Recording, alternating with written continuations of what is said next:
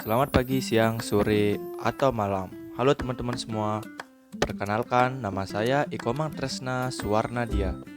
Nomor induk mahasiswa saya D1A020221. Saya dari kelas Pemerintahan Desa dan Kelurahan C2.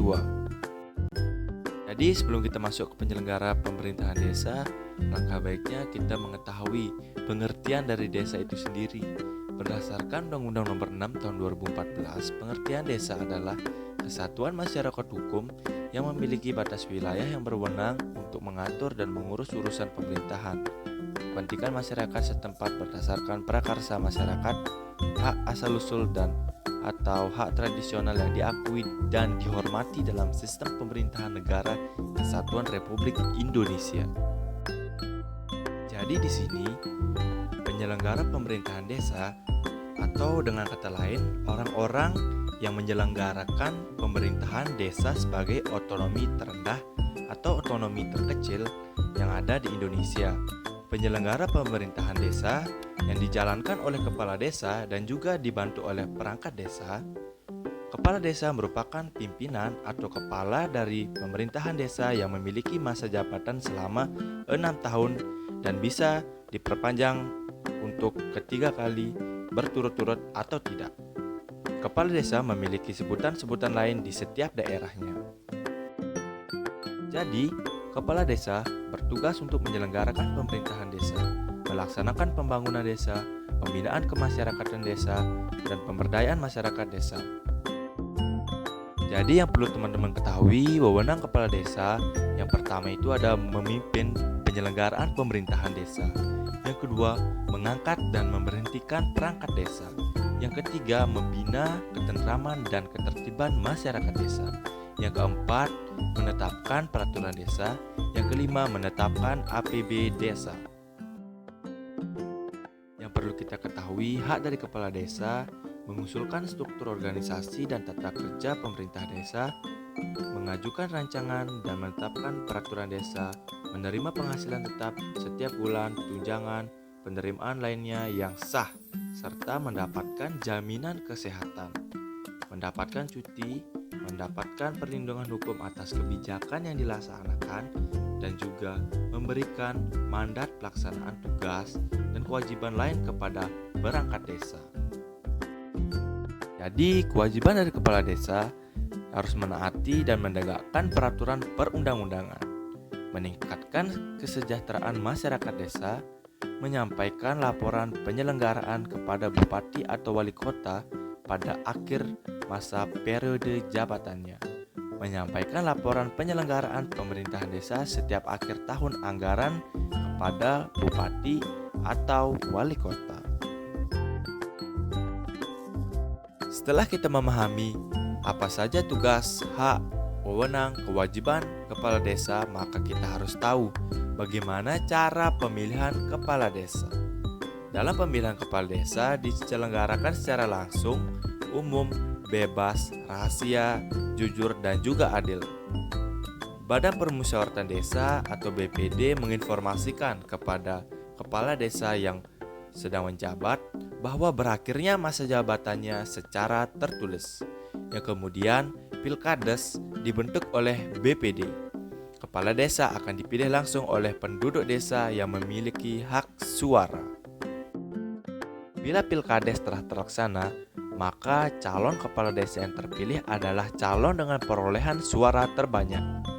Panitia pemilihan akan menetapkan calon kepala desa terpilih. Kemudian bupati atau wali kota akan mengesahkan calon kepala desa yang terpilih paling lambat selama 30 hari sejak diterimanya penyampaian hasil pemilihan dalam bentuk keputusan bupati atau wali kota. Setelah kita membahas dan memahami kepala desa sebagai pemimpin pemerintahan desa, maka kita akan membahas tentang perangkat desa. Jadi, perangkat desa adalah staf yang membantu kepala desa dalam menyusun kebijakan dan koordinasi yang diwadahi dalam sekretariat desa. Kemudian, apa sih yang dimaksud dengan sekretariat desa? Sekretariat desa ialah kepala urusan keuangan desa, kepala urusan perencanaan desa, kepala urusan tata usaha dan umum dalam pemerintahan desa yang membantu kepala desa dalam melaksanakan tugas-tugasnya. Jadi, perangkat desa bukan hanya sekretariat desa saja. Kepala desa juga dibantu oleh kepala dusun atau sebutan lain, yang kemudian ada pelaksana teknis sebagai kepala seksi pemerintahan, kepala seksi kesejahteraan, kepala seksi pelayanan. Sekretaris desa. Sekretaris desa berkedudukan sebagai unsur pimpinan sekretariat desa. Sekretaris desa bertugas membantu kepala desa dalam bidang administrasi pemerintahan. Kemudian fungsi sekretariat desa. Fungsi sekretariat desa yakni melaksanakan urusan ketatausahaan seperti tata naskah, administrasi, surat menyurat, arsip, dan ekspedisi. Selain itu juga, sekretariat desa melaksanakan urusan umum seperti penataan administrasi perangkat desa, penyediaan prasarana perangkat desa dan kantor, penyiapan rapat pengadministrasian aset, inventarisasi, perjalanan dinas, dan pelayanan umum. Badan Permusyawaratan Desa. Selain kepala desa dengan perangkat desa, terdapat organ penting dalam pemerintahan desa, yakni Badan Permusyawaratan Desa yang disingkat BPD, yang memiliki anggota paling sedikit 5 orang dan paling banyak 9 orang dengan masa jabatan selama 6 tahun yang diresmikan oleh bupati atau wali kota. Fungsi dari BPD ini melakukan pengawasan kinerja kepala desa, penampungan dan penyaluran aspirasi masyarakat desa, membahas dan menyampaikan atau menyepakati rancangan peraturan desa bersama kepala desa.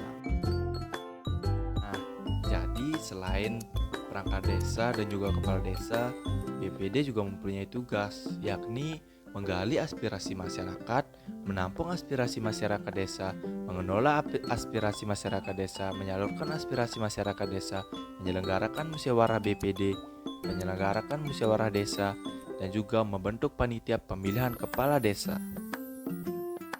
Jadi, hak-hak dari BPD atau Badan Permusyawaratan Desa ini, yang pertama mendapatkan biaya operasional dalam melaksanakan tugasnya. Yang kedua, menyatakan pendapat atas penyelenggaraan pemerintahan desa, mulai dari pembangunan desa hingga pemberdayaan masyarakat desa. Yang ketiga, mengawasi dan meminta keterangan tentang penyelenggaraan pemerintahan desa kepada pemerintah desa. Mungkin hanya itu saja yang dapat saya sampaikan dari video singkat penyelenggara pemerintahan desa ini. Saya harap kepada teman-teman yang telah menonton video ini bisa menambah wawasan tentang penyelenggara pemerintahan desa. Dan sekian dari saya, terima kasih.